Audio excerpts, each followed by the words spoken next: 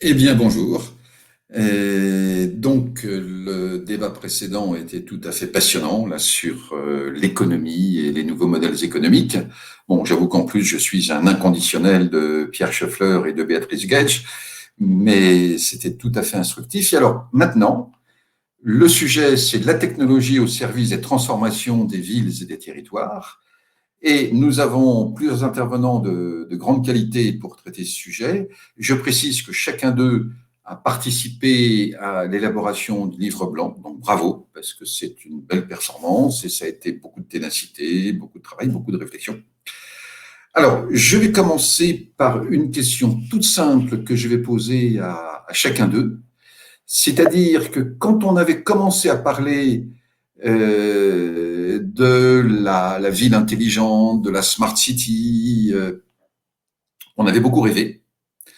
Et puis, on a commencé à travailler et on peut dire que maintenant, on a pris un peu contact avec la réalité.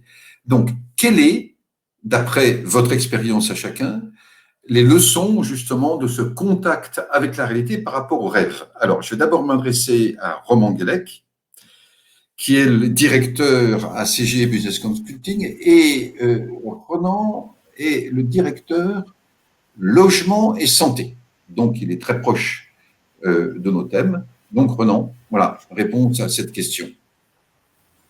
Merci beaucoup, Guy. Eh ben, écoutez, en fait, la question du rêve et de la réalité, je pense que c'est un vrai sujet qui nous amène sur l'intelligence augmentée. Pour moi, ce qui est important, c'est doter le territoire d'une intelligence vraiment augmentée, c'est le sens de la technologie. Et là, on touche du coup au sujet d'intelligence artificielle.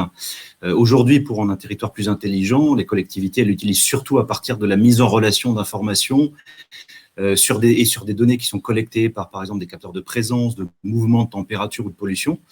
Vous avez des illustrations par la reconnaissance visuelle d'une plaque minéralogique, par la détection de la présence de véhicules dans un parking public, par exemple. Moi, je crois que le vrai sujet, pour passer à la réalité, c'est l'extension du recours à l'intelligence artificielle. On ne parlera pas d'IA forte ou faible, hein, ce n'est pas le débat, et on a eu ces propos-là lors de la préparation du livre blanc. On parle beaucoup plus d'intelligence artificielle augmentée, et on va utiliser par exemple l'historique d'informations sur des capacités d'apprentissage de l'IA afin de déterminer par exemple la probabilité d'une panne. Donc un véhicule autonome, il peut en principe évoluer au sein d'un système relié d'infrastructures urbaines. Moi je pense franchement que c'est dans la connectivité qu'on peut passer effectivement du rêve à la réalité. Très bien. Alors, même question à Frédéric, excusez-moi, je me suis en train de me perdre là, à Philippe Kérignac. Je précise déjà que Philippe Kérignac est responsable de l'innovation chez Bouygues Télécom, avec quelques mots dans son titre qui sont intéressants parce que c'est architecture transverse et gouvernance de la donnée. Et je précise aussi que Philippe est un homme très, très, très équilibré parce que déjà, il fait du windfoil, de la planche à voile qui vole au-dessus de l'eau, et en même temps, donc ça c'est très physique si je puis dire, et en même temps, en immersion, il pilote des drones, donc là on est tout à fait dans le virtuel. Donc voilà, les pieds ou je ne sais pas quoi, mais enfin bref, partie réelle, partie virtuelle. Mais Philippe, même question, le passage entre le rêve et la réalité. Philippe? Oui, c'est vrai. Alors effectivement, désolé, j'avais le micro qui était coupé.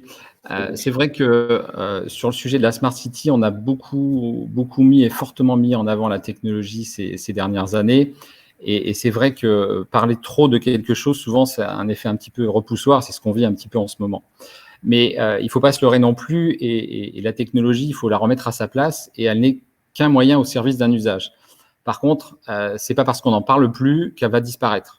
Avant, on parlait d'un bâtiment connecté grâce à l'IoT, à des capteurs. Maintenant, on parlera de bien-être des collaborateurs dans leur environnement de travail. Mais enfin, ça ne changera rien sur le fait qu'il y a une technologie et elle est là.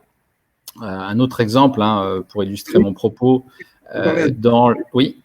Frédéric, vous avez dit, vous parlez très vite, grâce à l'IoT, là, il faut traduire. Oui, pardon. Alors, l'IoT, c'est l'Internet of Things, donc c'est l'Internet des objets, donc c'est tous les capteurs qu'on peut mettre dans un bâtiment. Et donc, soit on parle d'IoT, effectivement, on met la technologie en avant, soit on parle de bien-être des collaborateurs. Le fait est que même si on parle moins de technologie comme ce qu'on a pu faire, le fait est que la technologie sera de toute manière toujours là.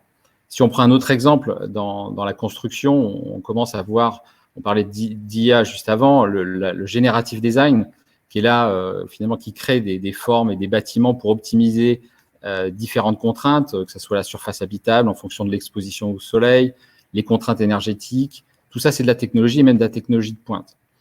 Et c'est vrai qu'on tend à essayer de mettre un peu plus d'humain dans la ville. Et mettre plus d'humain dans la ville, c'est aussi connecter les gens.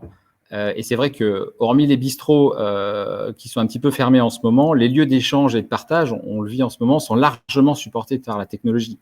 Moi, dans ma ville, et je pense que c'est un peu dans la ville, le cas dans toutes les villes de France, ou en tout cas les principales, il y a des groupes Facebook pour s'échanger, donner des objets plutôt que de les jeter. Derrière, c'est de la technologie. Les réseaux de circuits courts s'organisent grâce à Internet. Les associations, les initiatives citoyennes pour voter le financement de projets, tout ça, c'est du digital. Si on va un peu plus loin dans le hardware, l'optimisation de la circulation avec des infrastructures modulables, les voitures électriques, les voitures partagées, tout ça, c'est de la technologie, même de la haute technologie. Et dans le livre blanc, vous verrez qu'il y a des dizaines d'exemples où la technologie est bien au service des usages.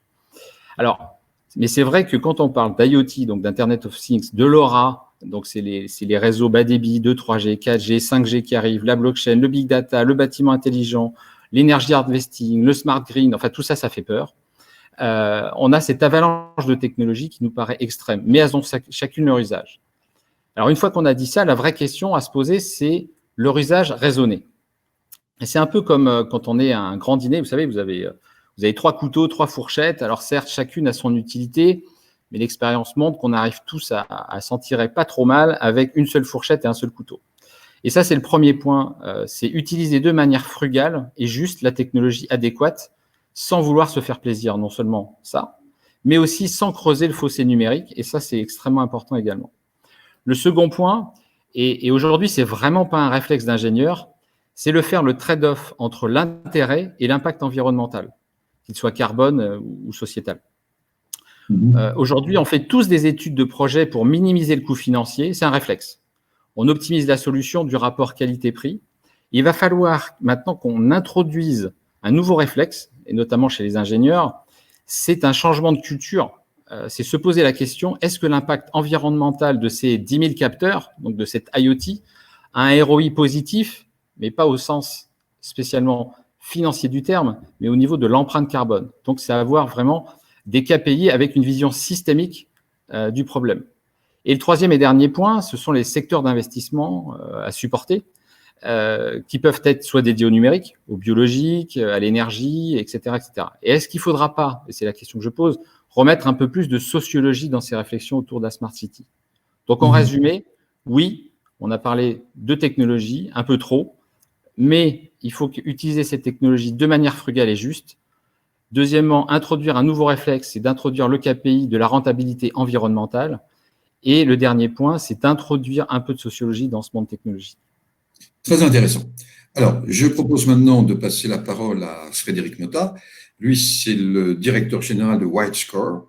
Donc, Frédéric, si j'ai bien compris, vous donnez un label qui évalue donc la connectivité numérique des immeubles.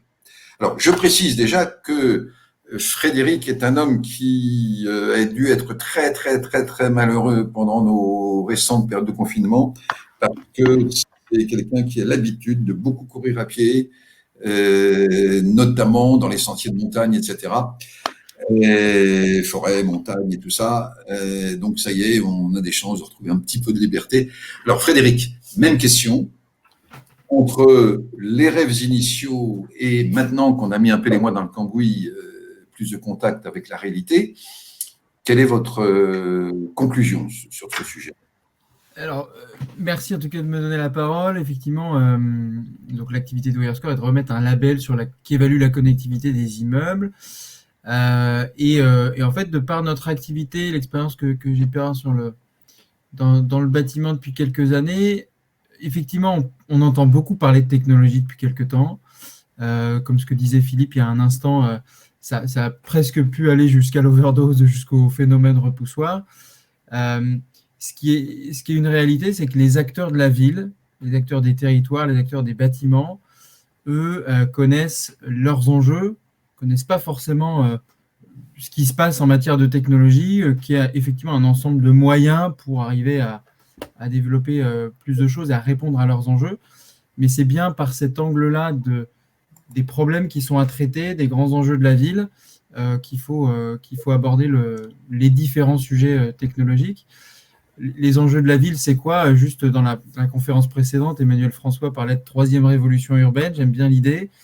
Les enjeux de la ville, c'est de retrouver et de repenser le sens même des immeubles. On est un bon exemple d'une conférence qui aurait dû se réaliser dans un lieu physique.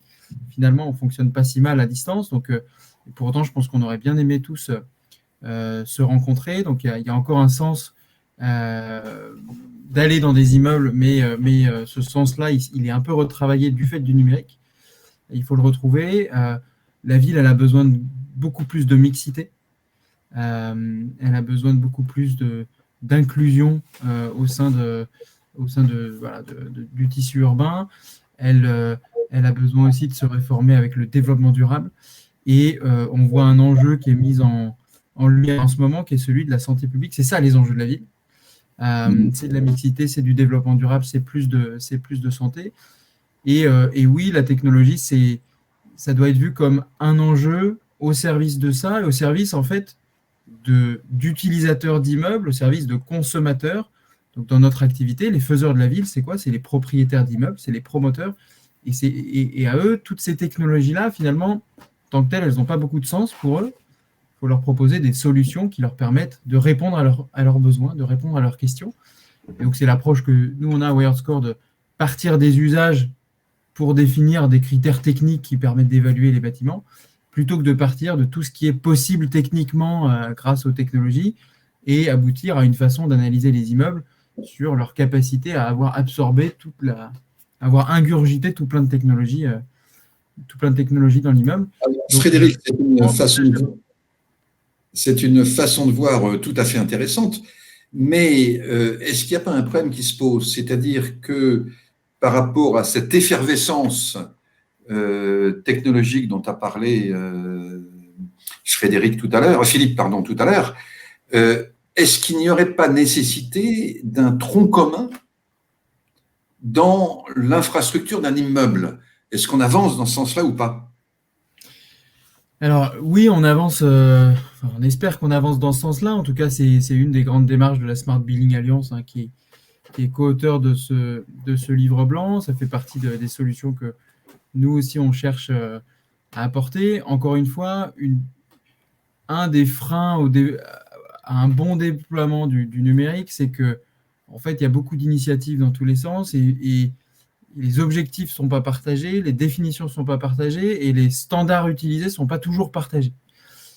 Et donc, il s'agit de remettre d'essayer d'aligner les acteurs sur ces différents sujets, savoir dans un immeuble, peut-être dans un territoire, avoir une identification des utilités des technologies dites intelligentes pour être un peu aligné vers des objectifs communs. Et puis, se mettre d'accord sur des standards technologiques. Alors, on va y aller pas à pas. C'est quelque chose qui va prendre, à mon avis, pas mal de temps.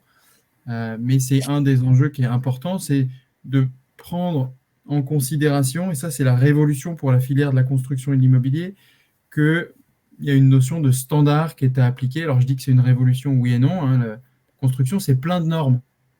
Donc, c'est des standards, des normes qui sont utilisés par tous les projets de France et même à l'international. Mais en fait, il faut s'appliquer ça aussi à des démarches de déploiement de technologies.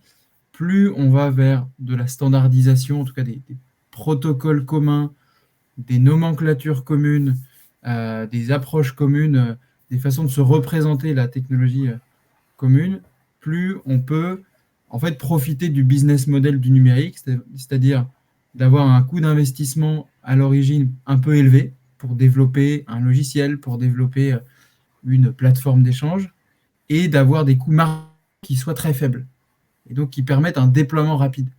Aujourd'hui, dans l'immobilier, on est dans une industrie de prototypes, on s'est habitué à redéfinir les solutions immeuble par immeuble, En fait, pour le numérique, c'est ça qui marche pas très bien, c'est qu'on se repaye à chaque fois des coûts. Et donc, il faut aller vers une logique où, en tant que promoteur, en tant que propriétaire, il faut arrêter d'avoir une vision immeuble par immeuble, mais avoir une vision de patrimoine, une vision d'industriel. Donc, c'est ce changement-là aussi qu'il faut apporter avec des approches standardisées. Ce point-là est très intéressant et j'aimerais aller un peu plus loin avec une question, je ne sais pas pour qui elle est, donc celui qui peut la prendre au bon me fait signe. Est-ce qu'il n'est pas imprudent de partir des immeubles pour les connecter, donc en élargissant un petit peu au patrimoine, comme vient de le dire Frédéric, mais sans avoir une réflexion globale, approfondie, sur le territoire qui englobe ces immeubles? Qui veut répondre? Ronan, peut-être?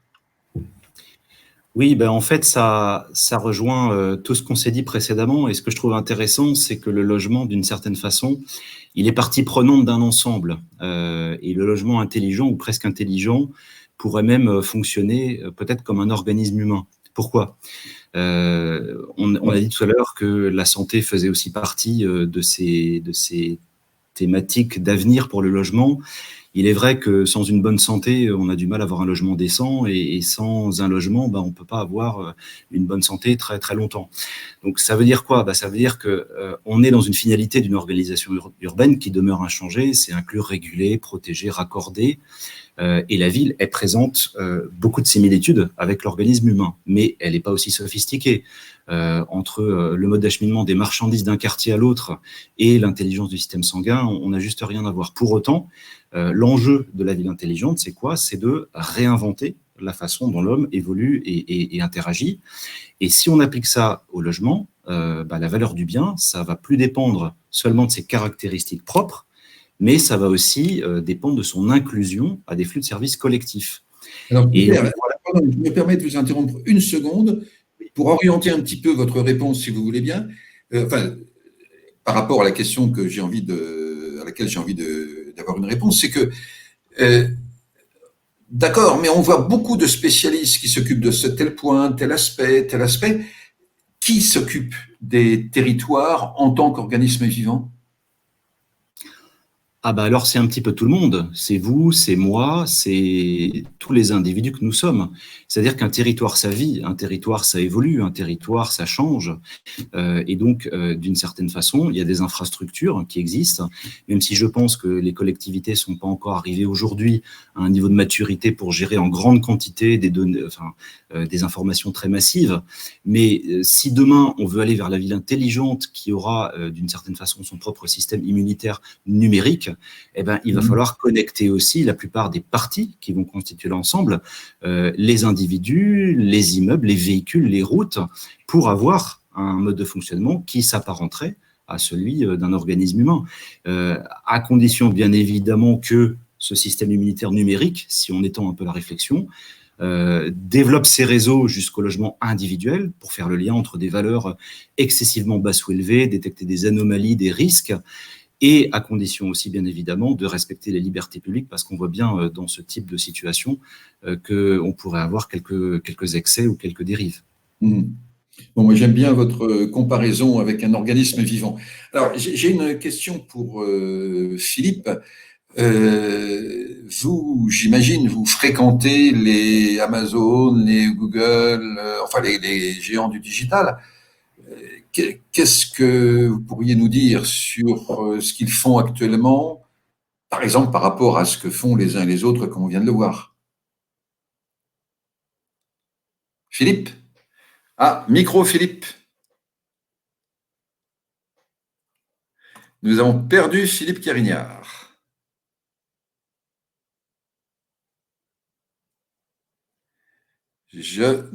Philippe? Non, il est perdu. Bon, dès qu'il reviendra, je lui reposerai la question. Alors, donc, il nous reste Frédéric et Ronan. On va essayer de continuer le débat. J'ai une petite question. Philippe revient? Non. Bon, si vous revenez, Philippe, parlez sur le micro et je saurai que vous serez là. J'ai une question, alors soit pour Frédéric, soit pour Ronan. Jusqu'à présent, on parlait beaucoup de valeur d'un logement, de prix d'un logement. Comment va-t-on pouvoir évaluer le prix d'un logement si finalement tout ce qui fait son intérêt, sa valeur, etc., se trouve dilué dans des connexions? Est-ce que c'est encore le logement qu'on va évaluer, ou est-ce que c'est le quartier, ou est-ce que c'est la qualité des connexions? Est-ce que vous avez des précisions ou des pistes à nous donner là-dessus? Qui veut prendre? Alors, je veux bien apporter un premier élément de réponse. Alors, la prochaine, je vais faire un parallèle avec la voiture. La voiture qui est comme le logement, qui est un objet assez individuel. C'est un foyer qui va en général en faire l'acquisition ou choisir d'aller le louer. Finalement, dans une voiture, moi qui ai quelques enfants, qui commencent à grandir, finalement, la prochaine voiture que je dois acheter, je suis à peu près certain qu'il y aura Apple CarPlay ou l'équivalent Android. Parce que l'écoute de la musique, le côté multimédia de la voiture prend effectivement de plus en plus d'importance. Et ça, ce sera un vrai critère de choix. C'est absolument certain. C'est déjà un critère de choix lorsque je vais louer un véhicule quand je pars en vacances. Et ça, je vous cache pas qu'il y a 5 ans, ça l'était pas du tout. Mais dans le logement, probablement, on va avoir un peu le même phénomène, c'est-à-dire qu'on va on va garder certains fondamentaux du logement qui, à mon avis, vont pas disparaître du jour au lendemain. Des notions de connectivité physique, de proximité au flux physique, aux dessertes de transport, de qualité des quartiers, qualité architecturale, etc. Mais aussi certaines propriétés peut-être qui se rapprocheront du numérique, comme la capacité à être connecté, à simplement peut-être déjà avoir une bonne 4G, une bonne 5G demain. Ça va être un des critères qui va différencier les lieux, les territoires d'ailleurs, plus que les logements. Et puis peut-être qu'effectivement, on va s'habituer à des logements, probablement en partant par les logements neufs, qui seront dotés de fonctionnalités tellement pratiques qu'au moment de faire ses choix de logement, on aura des nouveaux critères qui prendront en compte, qui seront des critères numériques, en fait, parce qu'on aura eu des nouveaux cas d'usage absolument indispensables. D'accord. Et Ronan, vous qui avez dans vos responsabilités le logement et pas seulement la santé, est-ce que vous avez à compléter la réponse de Frédéric? Parce que la notion de prix est quand même intéressante. Le prix que va payer un accédant ou le prix le loyer que va payer un locataire. Oui, absolument. Alors, moi, je pense que de plus en plus, on va servicialiser les usages urbains. On parlait beaucoup d'usages tout à l'heure qui déterminent des technologies. Et pour moi, le coût, la ressource, le bénéfice, il va s'en retirer. Et du coup, c'est important de s'inspirer de cas d'usage innovants qui existent aujourd'hui. Je vais prendre 2 exemples. Il y a une illustration, typiquement une solution qui permet à des véhicules de se garer automatiquement sans conducteur à bord dans des parkings connectés. Ça augmente forcément la valeur d'un logement. Je suis utilisateur, mon parcours démarre avant de l'entrée dans le parking par une application de paiement et d'accès par lecture de plaques minéralogiques, et ça me fait gagner du temps. Et du coup, je peux aussi avoir accès à d'autres offres de services, lavage automatique, maintenance automatisée, etc. Je prends un autre exemple. La valeur de mon bien va démarrer dès avant l'achat, d'une certaine façon, par aussi cet usage et ce service. Imaginons l'holoportation, par exemple, du vendeur et du client dans un ou plusieurs logements sur un territoire. On parlait de territoire à l'instant, c'est la bonne échelle. Je vais avoir la capacité d'évoluer, d'échanger avec d'autres visiteurs dans un univers d'hologramme ou même peut-être d'avatar. Et cette promesse technologique, en réalité, elle est multiple. Elle est économique parce qu'avec mon smartphone, je vais pouvoir peut-être demain passer aussi facilement une visite en holoportation qu'un appel vidéo. Il va y avoir aussi un impact écologique parce que forcément, ça va réduire les déplacements avec une réduction de l'empreinte carbone. Et puis, ça aura forcément aussi un impact social, étant donné que cette technologie va tout sauf réduire la valeur d'usage classique de la relation entre les différentes parties prenantes présidant à l'achat du bien. Donc, je pense que la notion de service va être très importante dans le calcul du coût du logement, et c'est bien ça aussi la difficulté d'avoir le bon calcul pour un bon coût. D'accord. Eh ben, très, très bien. Philippe, j'ai l'impression que vous êtes revenu. Mettez votre micro. Je ne sais pas si on m'entend. C'est bon? Oui, on vous entend. Alors, la question que j'allais vous poser lorsque vous avez disparu, c'est que dans votre activité, effectivement, vous fréquentez les Google, Amazon, ces monstres du digital, si je puis dire, qui eux aussi s'occupent de Smart City. Qu'est-ce que vous pourriez nous dire sur eux, leur comportement, leurs expériences, ce qu'ils font? Alors effectivement, on parle souvent des GAFA qui arrivent effectivement sur le sujet, hein. On a entendu parler, mais il ne faut pas oublier les BATX, hein, donc c'est les GAFA chinoises, parce qu'il y a de plus en plus de smart cities en Chine et ils montent très très fortement en compétences et très rapidement. Et donc c'est vrai qu'avec le recul qu'on a dans le monde du numérique et en tant qu'opérateur, on connaît bien les GAFA, et en plus ce qui nous concerne chez Bouygues Telecom, on est à la fois partenaire, si on prend l'exemple de Google sur notre décodeur Android, et également compétiteur direct ou indirect sur certains services, notamment tout ce qui est vidéo. Et alors justement, avec ce recul, je voudrais vous sensibiliser sur un point. Ces entreprises ne raisonnent pas comme nous, et ce qui nous paraît impossible l'est pas pour eux, bien au contraire. Pour illustrer mon propos, je me rappelle bien lorsque Google a lancé son premier téléphone mobile, donc il y a quand même quelques années, un flop total. Donc ça a fait rigoler tout le monde, et notamment les grands acteurs et constructeurs de téléphones. Mais ces structures, hein, comme dirait un grand personnage, ces structures ne perdent jamais, soit elles gagnent, soit elles apprennent. Et bien là, ils ont beaucoup appris, et ils ont juste appris que la valeur était dans l'OS, donc l'operating system, donc Android. Et aujourd'hui, avec le recul, 60% des smartphones mondiaux ont Android dans leur cœur. Et croyez-moi, ça fait un peu moins rigoler certains qui n'existent justement plus sur le marché, ou presque plus. Et donc aujourd'hui, de la même manière, sur un autre secteur, finalement, on rigole bien des déboires de Google à Toronto, hein, puisqu'ils ont été accrochés sur la partie data et utilisation des data personnelles. Et finalement, il ne faudrait pas que l'histoire se répète, en tout cas pour le domaine de la promotion, de la construction et de la Smart City en général. Et j'ai passé un peu de temps dans leurs locaux à Toronto. Ils ont eu un Living Link pendant 2 ans. Donc, ils ont reçu les acteurs du monde entier. Ils ont fait des centaines de focus group avec des citoyens. Donc, ils pensent usage, construction durable, distribution des colis sur le dernier kilomètre. Ils ont des compétences sur les développements d'operating system, hein. On parle bien en plus maintenant de BOSS, hein, Building Operating System, de COS, de City Operating System. Ils ont des compétences de stockage, d'intelligence artificielle, d'interface grand public. Enfin, tous les mots-clés dont on a parlé dans le livre blanc au niveau de la technologie, ils les maîtrisent à la perfection. Alors, c'est sûr qu'ils ne viendront pas sur toutes ces thématiques, mais sûrement là où ils percevront de la valeur, et ils seront là les plus légitimes. Alors, sur Toronto, ils se sont fait accrocher sur la partie data, et ils ne feront pas 2 fois l'erreur. Donc, effectivement, les GAFA sont des acteurs majeurs de la Smart City. Ils y viendront, et ils y viennent déjà sous une forme ou une autre. Un exemple qui m'a marqué là très récemment, on est en plein Covid, et c'est quand même Google, depuis Mountain View, qui m'explique, donc en faisant une pub à la télé, que pour supporter mon restaurant de quartier, qui fait du click and collect, non seulement il fait de la pub à la télé, mais en plus, quand je vais sur Google, il m'affiche sur la carte tous ces restaurants qu'il faut aider. Et c'est pas le site de la ville, c'est Google. Donc, on parlait tout à l'heure de retisser des liens, et plus d'humanité. En fait, là, c'est pas la ville qui le fait, mais c'est Google depuis Mountain View. Donc, on voit qu'ils arrivent avec cette puissance. Et alors, au-delà de l'histoire, ce qui est extrêmement intéressant, c'est toutes ces technologies, même avec une approche frugale, sont extrêmement complexes à mettre en œuvre. Ça demande des compétences fortes et puis le coût extrêmement important, même si on se dit pour une ville, l'investissement en général positif.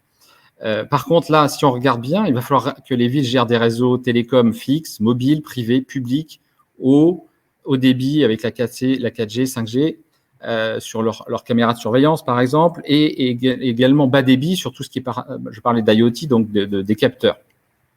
Il va falloir agréger des données techniques qui viennent de partenaires différents, des données publiques, dans le sens open data du terme, privées, et puis potentiellement personnelles des citoyens.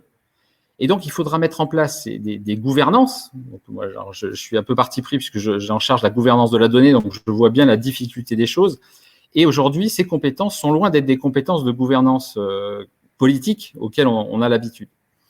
Et justement, on voit que cet investissement initial, c'est une vraie question pour les villes et notamment les territoires de moindre importance.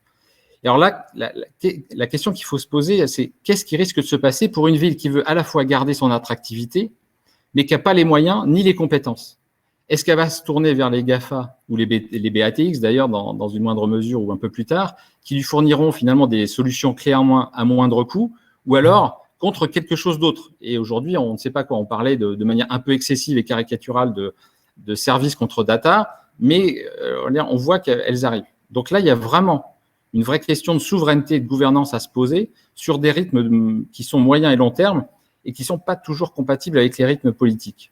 Et donc là, il faudra vraiment trouver une solution, et notamment pour les territoires et villes de moindre importance. Alors, très très bien, Philippe, puisque vous parlez de souveraineté, justement, des données pour une ville, pour un territoire, est-ce qu'on peut aborder aussi le sujet, évidemment très délicat, de toutes les données personnelles? Jusqu'où va-t-on aller? Jusqu'où ne faut-il pas aller trop loin, etc. Est-ce que vous avez des pistes de réflexion là-dessus? Alors oui, bien sûr. En fait, la question des données personnelles, il n'y a pas de débat, dans le sens où si elles sont personnelles, elles sont personnelles. On ne les donne pas. Après, il y a les c'est des données personnelles. Finalement, qui ne sont plus personnelles, qu'on décide volontairement, de laisser libre. Et donc aujourd'hui, il y a des consentements. La réglementation permet d'utiliser les données quand il y a consentement. Donc, il faudra bien s'assurer qu'il y a un consentement et surtout un consentement éclairé des citoyens ou des usagers. Et donc ça, c'est tout l'enjeu. Avec la difficulté, et ça, c'est… Oui. Oui, pardon, je vais reformuler un peu ma question pour qu'on ne soit pas trop dans les généralités. En fait, imaginons que certains endroits aillent très, très, très, très loin dans les données personnelles, alors que d'autres considèrent que c'est une violation de la vie privée, par exemple. Qu'est-ce qui risque de se passer dans les nouveaux équilibres sur toutes les villes intelligentes? Parce qu'on ne parle pas d'une, on parle d'un nombre considérable d'initiatives. Vers quel type d'équilibre risque-t-on d'aller ou a-t-on la chance d'aller, en fait? Il y a deux choses. Je pense qu'il y a deux équilibres qui vont être face à face. Il y a l'équilibre de la réglementation, qui va autoriser certaines choses, et après, il y a l'équilibre de ce que les gens voudront bien donner, et qui est parfois plus contraignant, entre guillemets. Donc, je pense qu'il faudra… la question des données, c'est juste que les gens sachent ce qu'on fait de leurs données, mais de manière claire et précise. Et l'équilibre est assez difficile parce qu'on voit aujourd'hui, il y a des réglementations sur le web, vous êtes obligé de cliquer sur « j'accepte les cookies », personne ne lit ce qu'il y a, et petit à petit, ça va être de pire en pire puisqu'on va vous poser la question est-ce que vous acceptez le marketing, est-ce que vous acceptez d'être connecté? Donc, on va voir que d'un côté, la réglementation va pousser finalement les contraintes, mais il y aura tellement de contraintes que finalement, les gens vont accepter tout sans le savoir. Et il va falloir extrêmement… J'ai pas la solution aujourd'hui. Il va falloir être extrêmement vigilant sur ça. C'est que il faut que les gens sachent à quoi ils ont affaire. Et donc, il y a une espèce d'éducation non seulement des politiques pour cette gouvernance de la donnée, mais également de chacun des citoyens de manière générale, et que c'est pas spécialement pour des usages de la Smart City. D'accord. Aujourd'hui, il n'y a pas de solution claire et précise. Il faut en être conscient. Il y a la réglementation et l'acceptabilité. Très bien. Alors, je vais poser une autre question. Là encore, celui de vous trois qui veut la prendre l'attrape. C'est un peu une question de bistrot, si je puis dire, mais on la voit dans des films, on la voit dans des romans. Imaginons une grosse panne électrique.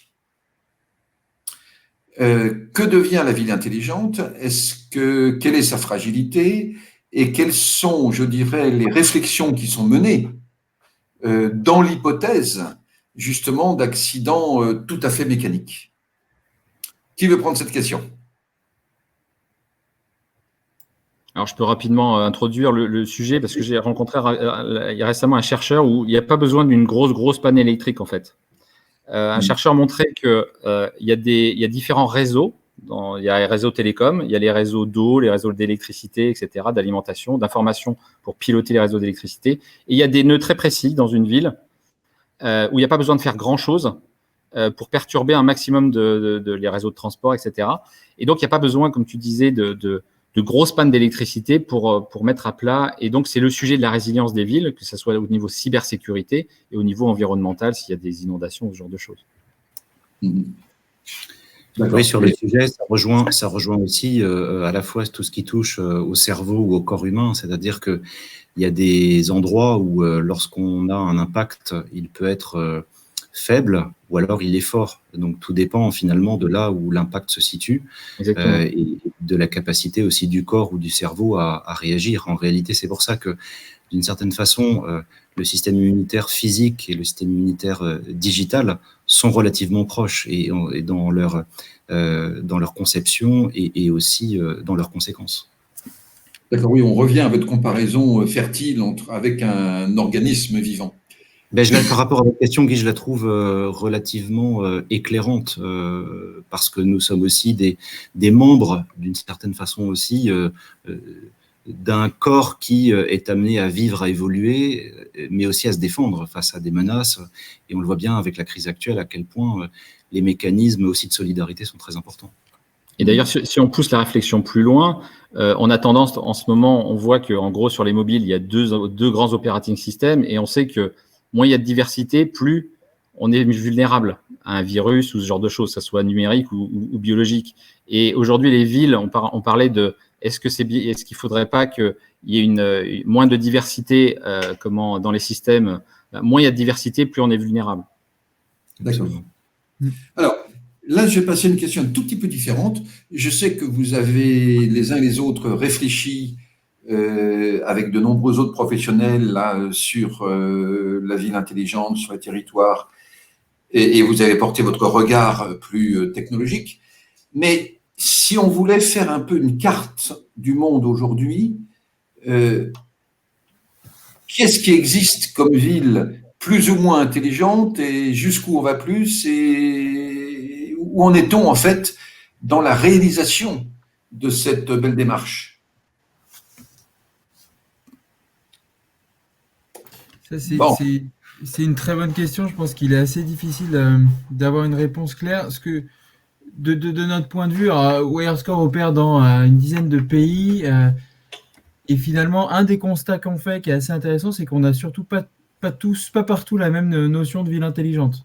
Ça, c'est quand même un point de départ assez important. On n'a pas tous identifié, en tout cas au même niveau, les mêmes priorités. Prendre un exemple simple, en France, on est très très avancé sur l'efficacité énergétique, plus généralement sur le développement durable au sein et au sens de la ville, les bâtiments comme contributeurs au développement durable. On est beaucoup plus avancé là-dessus que vont l'être les Américains, par exemple, qui semblent aujourd'hui découvrir certaines choses qu'on a, nous, qui sont dans les pratiques depuis une dizaine d'années. C'est un de mes clients qui me disait ça. Voilà, j'ai vu mon homologue américain, ils sont en train de traiter maintenant ce qu'on a commencé à traiter il y a 10 ans, en matière d'efficacité énergétique.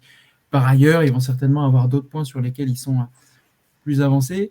Mais cette notion de ville plus ou moins développée en matière d'intelligence, en fait, vraiment, fondamentalement, ça réinterroge la notion même de progrès. C'est-à-dire qu'on a eu depuis quand même peut-être 10, 15, 20 ans des fantasmes un peu de la ville, la smart city hyper technologique, où on se faisait des images d'architecture hyper futuriste, très verticale, etc.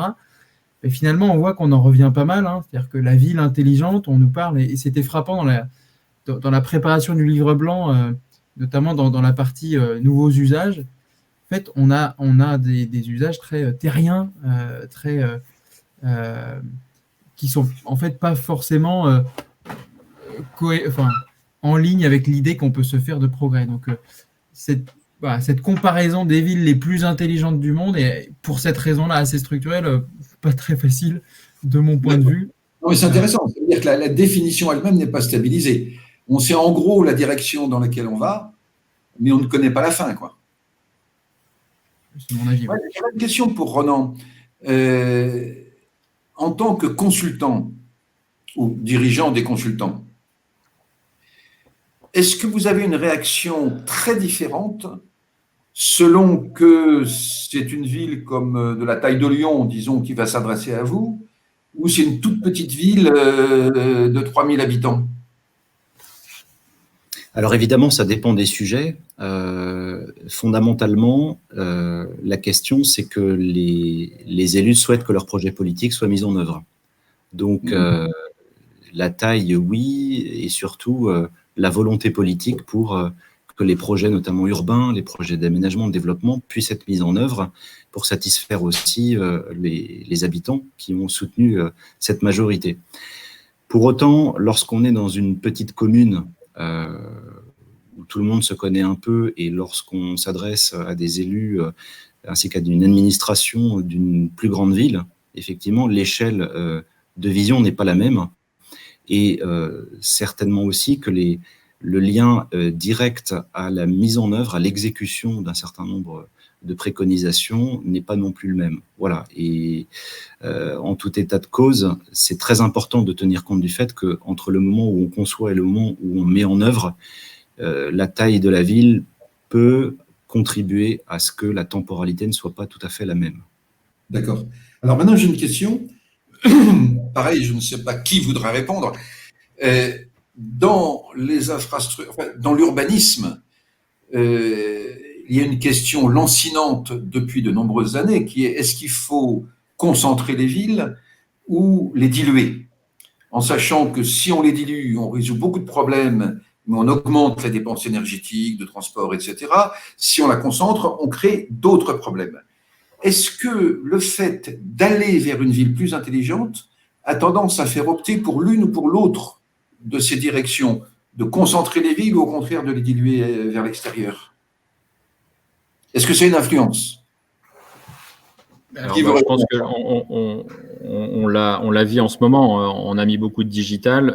Les gens ont tendance à faire du télétravail. Si je prends un exemple un peu extrême, en Californie, on a un bureau là-bas. Ils nous racontent que maintenant, les grands types Twitter ou autres font 100% de télétravail, ont décidé de faire 100% de télétravail, quel que soit l'avenir avec ou sans virus.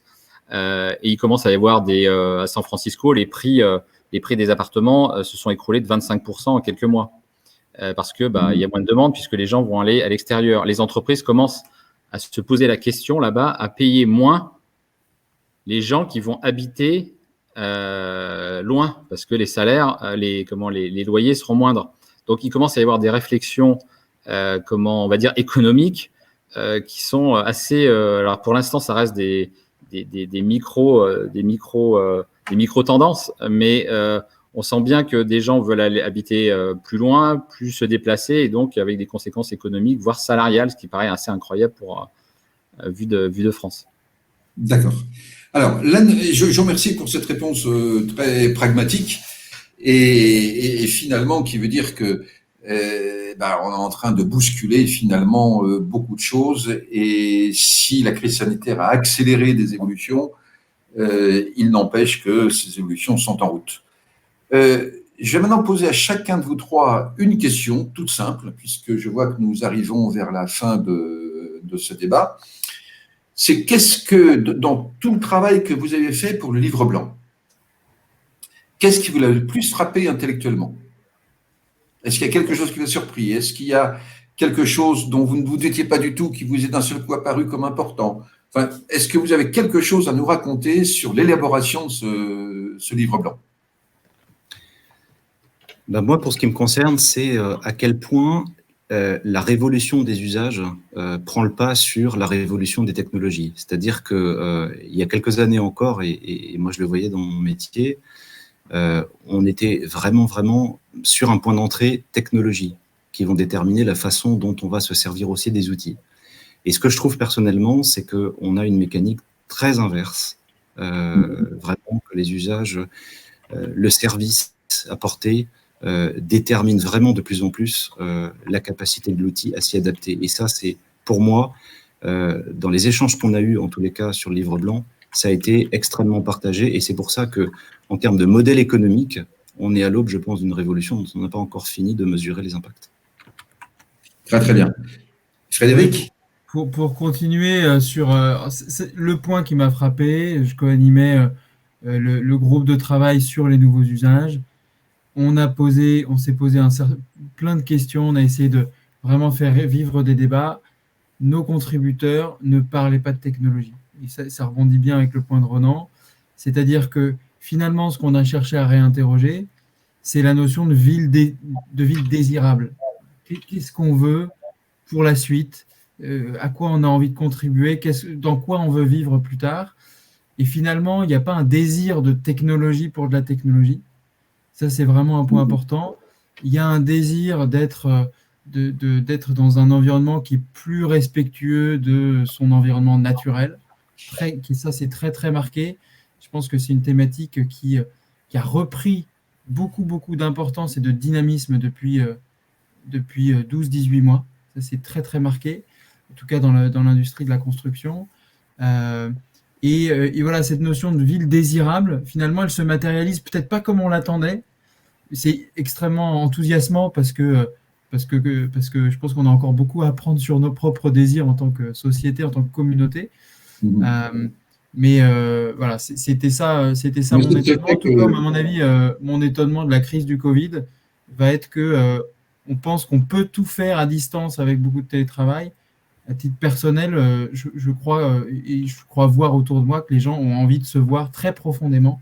Il y a un besoin de Clairement. notre espèce de se... Si je comprends bien, ce livre blanc qui